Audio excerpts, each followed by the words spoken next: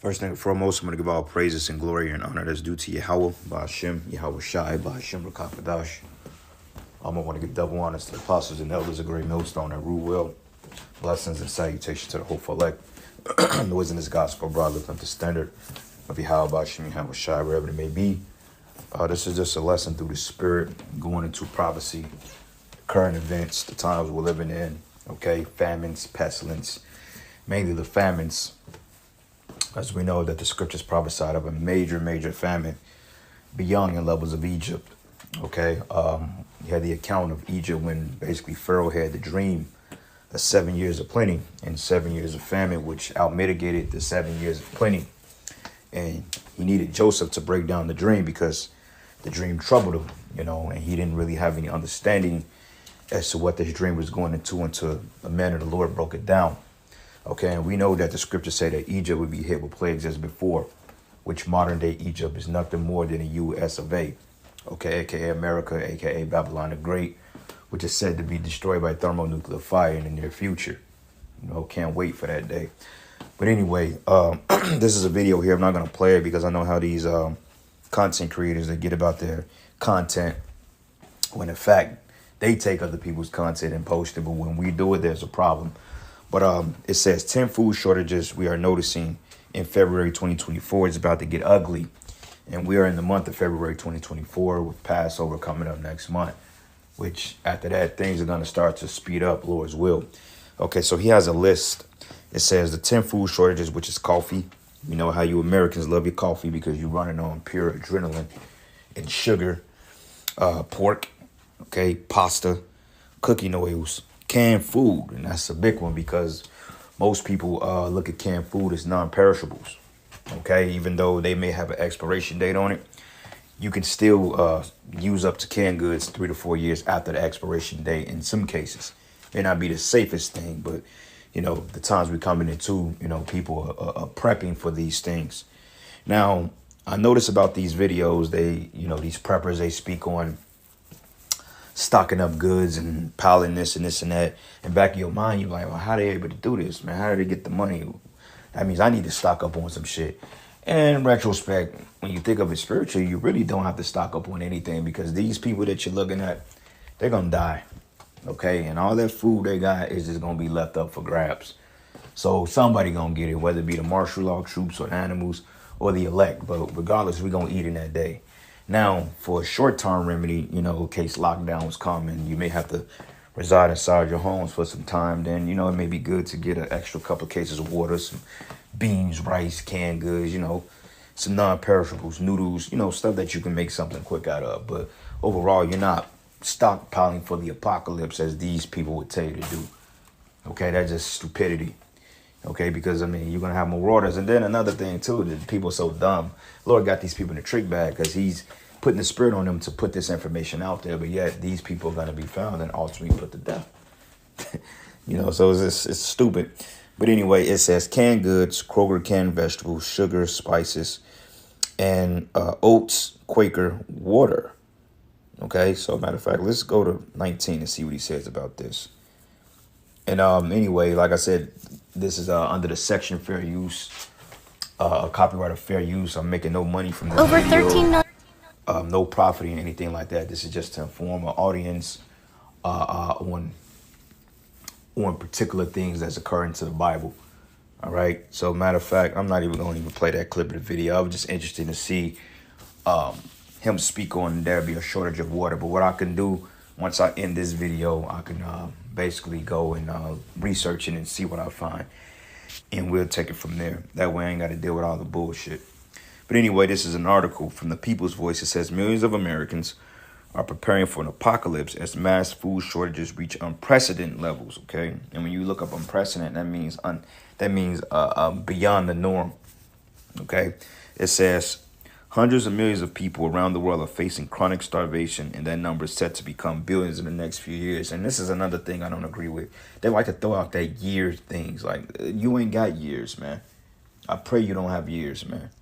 Okay, but it says, according to the UN's food program, a food shortage of unprecedented proportions is unfolding before our eyes. It says The Economic Collapse blog.com reports conflict, economic books, climate extremes, and soaring fertilizer prices are combining to create a food crisis of unprecedented proportions. As many as 783 million people are facing chronic hunger. Okay, and that's around the world. Okay, because you literally have 330 something million people in the United States. So this is talking about other demographics as well. It says that 783 million people are suffering from chronic hunger. But it says these people are not just missing a meal or two. Those that are considered to be dealing. It says those that are considered to be dealing. Oh shit. Yep, dealing with chronic hunger are hungry all the time.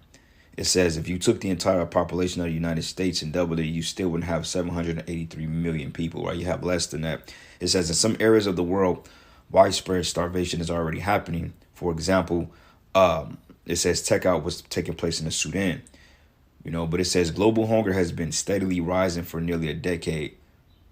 And it says here, nearly a decade, and now global food supplies are starting to set tight. For example, it is being reported that global rice shortage is about to get even worse. Okay, it says global rice shortages are setting to worsen as India's exports of premium varieties encounter fresh hurdles due to a surge in freight costs amid the Israel-Gaza war and domestic shortages of shipments and other types of rice. It says exports of premium Indian basmati rice, which that basmati rice is good, man. It says last month were half of what they were a year ago, with traders blaming freight rates that have doubled following a series of attacks on commercial strips by Iran-backed Houthi militants. It says global supplies of cocoa are getting very tight too, but in fact, the price of cocoa recently hit the highest level in 46 years. Wow. It says cocoa prices climbed to a 6-year high this week in New York as concerns mounts that seasonal Harmattan winds across West Africa could dry cocoa fields and reduce yields for the Ivory Coast mid-crop in April. This will pressure global cocoa production even further. But Bloomberg reports the most active cocoa futures jumped as much as 2.2% to 4,961 per ton in New York. It says prices are up 126% since September 2022, threatening to rise the cost of the world's top chocolate makers as the Hershey Company. So that's a problem here, okay? And we know how you Americans here like to pride yourselves in your luxuries and your dainties and all that other craziness. You love your your food, your bread and circuses, which Yahweh Shai is getting ready to smite all these things, man. Okay, and justifiably so, because you people are extremely wicked.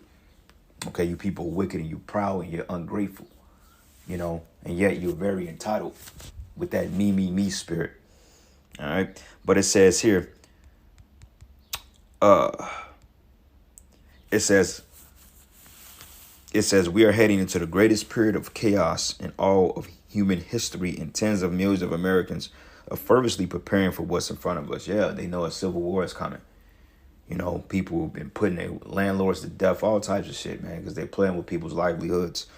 It says what the following comes from an outstanding article by Kay Smith, which a study published in mid-January found that the majority of Americans and Canadians in certain areas have done something to prepare for the apocalypse in the last 12 months.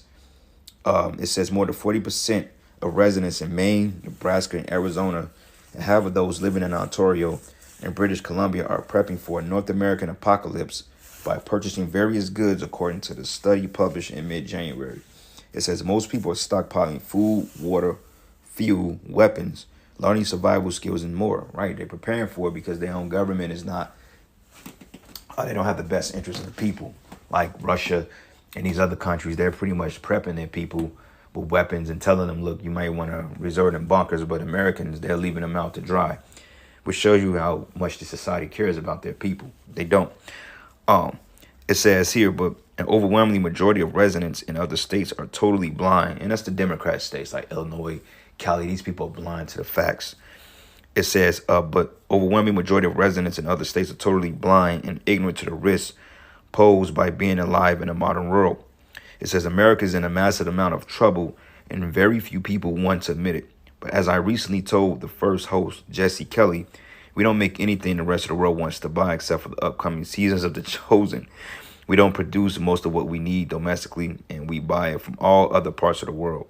And with the ongoing financial crisis from the you-know-what, pandemic, and idiot lawmakers post-2008 economic policies, there's a good chance we won't be able to buy anything in the coming years. Yeah, because the dollar is going to collapse, okay, which will lead to famine. Okay, and we're just about there. All right, so this is the book of Genesis 41, and I'm going to start at 1. It says, and it came to pass at the end of 2 full years that Pharaoh dreamed, and behold, he stood by the river. And behold, there came out of the river 7 well-favored kind of fat flesh, and they fed in the meadow. Okay, and I believe the kind goes into like the cattle. It says, and behold, 7 other kind came up out of the river, ill-favored and lean flesh, and stood by the other kind upon the brink of the water. So that was a comparative analysis. As a matter of fact, let's get it in the New Living Testament. That way we can go through it quicker. All right. But it says, then he saw more cows come upon behind the Nile, and they were scrawny and thin. And these cows stood beside the fat cows on the riverbank. So that was comparative analysis of the healthy ones versus the unhealthy ones. And it says here, then the scrawny thin cows ate the 7 healthy fat cows. And at this point in the dream, Pharaoh woke up. But when he fell asleep again and had a second dream, which this was a vision, it says, this time he saw 7 heads of grain, plump and beautiful, growing on a single stalk. Then 7 more heads of grain appeared, but these were shriveled and withered by the east wind. And then these thin heads swallowed up the 7 plump, well-informed heads. And Pharaoh woke up again and realized it was a dream. But when you go back into the heads of the grains appeared thin and shriveled by the east wind, we just read about that in parts of Africa, how those particular cocoa fields are being plummeted by particular winds and storms. You see, so the Lord is using the plagues and the judgments to strip this economic source, man. Okay, and to bring people down to bare necessities, to the point that they're gonna cry out for the institution of that micro C hip, man. Because this is another way that Esau Edom can bribe the people as to accepting that micro C hip, you know. But anyway, it says, in the next morning Pharaoh was very disturbed by the dreams, so he called for the magicians and the wise men of Egypt. And when Pharaoh told him his dreams, not one of them could tell what they meant. But finally, the king's chief cupbearer spoke up, and today I have been reminded of my failure. He told Pharaoh, for some time ago you were angry with the chief baker and me, and you imprisoned us in the palace of the captain of the guard.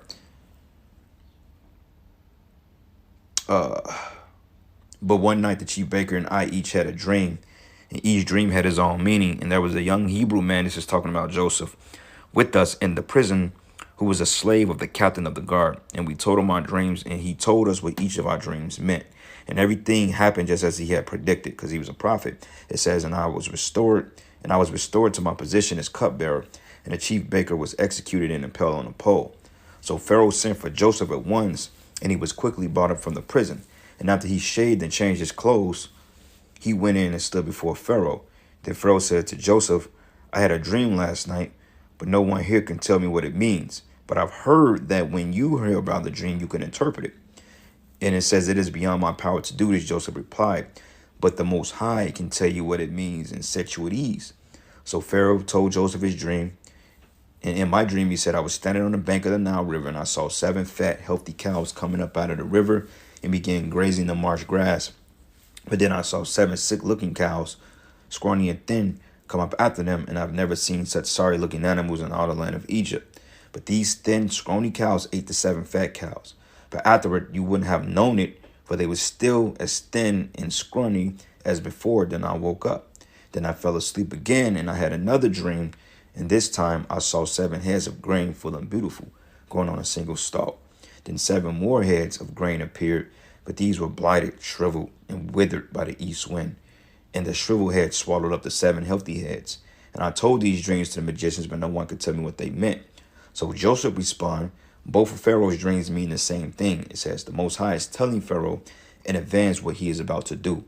It says, the 7 healthy cows and 7 healthy heads of grain both represent 7 years of prosperity, and the 7 thin, scrawny cows that come up later, and the 7 thin heads of grain withered by the east wind represents 7 years of famine. Okay, and that's the point I wanted to make. So the Most High gave Pharaoh the dream, and Joseph broke it down. And the same thing is happening here in Babylon, because I've had dreams of famine, pestilence, over the course of time, and brothers as well. And we know that the scriptures say that the Lord would smite Egypt as plagues before. So these things are going to manifest themselves, and we're seeing it. This is why people are getting ready to bug out. And it says this will happen just as I have described it for you, how it has revealed to Pharaoh in advance what he is about to do. So the next 7 years will be a period of prosperity throughout the land of Egypt, but afterwards there would be 7 years of famine so great that all the prosperity would be forgotten in Egypt. It says, and famine will destroy the land. It says this famine will be so severe that even the memory of the good years will be erased. Okay, so basically the famine made the good years of plenty look like nothing. So all those, the lavish past of America, from the baby boomers post World War II to the glory days of Babylon the Great. Hey, this short period of time that we getting ready to go through is going to make all those glory days of Babylon the Great look like they was non-existent. Okay, you know that they got a book called Rags to Riches, but it's going to be literally riches to rags. And I mean, in one day, and the elites are going to be brought from riches to rags in 1 hour once this place is destroyed. You see? So that's the point I wanted to make, man. All hell is getting ready to break loose. And these people, they don't know what's getting ready to hit them. And deservedly so, because like I said, they lived off of pride, man. Okay? This is Joel 1, and I'm going to start at verses, let's start at verses 4. It says, that which the palmer worm had left, he that locust eating, and that which the locusts have left, have the cankerworm eating, and that which the cankerworm have left, have the caterpillar eating. Okay, and this is going into like famine, man, a short necessity. Like it tells you, it says, if they should mope in a green tree, how much more when the green tree is not around, meaning when things go bad, man. It says, he have laid the vine waste and barked at my fig tree, and he had made it bare and clean and cast it away, and the branches thereof are made white, like which goes into Israel. But point here, it says verse 10, it says, the field is wasted and the land mourneth, for the corn is wasted and new wine is dried up in oil language, man. Okay. It says, but be ye ashamed, O ye husbandmen, how, O ye vine dressers. It says, for the wheat and for the barley, because the harvest of the field is perished. The vine is dried up in the fig tree language, and the pomegranate tree, the palm tree also, and the apple tree, and even all the trees of the field are withered, because joy is withered away from the sons of men. Okay, like it tells you in the New Testament, during the time it was a great dearth that hit the land, which is basically famine. You see? So yeah, you Americans are getting ready to bug out, man. Okay, prices are going up, rent is going up. They're sneaking these little incentives in these utilities and shit. You're seeing a slight increase on your utilities, man, and people are trying to find, cheaper places to live, but eventually you ain't gonna have no place to live because things are gonna go up all across the board. All right, this is the book of 2 Ezra 6, and I'm gonna start at verses 20. Let's start at verses 22, and I'm gonna end it. It says, and suddenly should the sown places appear unsown, and the full storehouses should suddenly be found empty. That's your stores, your Walmarts, your Targets, your Krogers, And it says, and a trumpet should give a sound, which when every man heareth, they should suddenly be afraid. And at that time shall friends fight one against another like enemies, and the earth shall stand in fear with those that dwell therein, and the springs and the fountains shall stand still, and in 3 hours they shall not run. Okay, so yeah, man, this place is getting ready to see the utmost of poverty, man. Okay, America is pretty much already a third world country if you really look at it from face value. You see, but anyway, man, I'm not gonna harp on it too much longer. I think the point is being made. Giving all praises and glory and honor that's due to Yahweh, Bashim, Yahweh Shai. Lord's will you are edified to the next lesson. Shalom.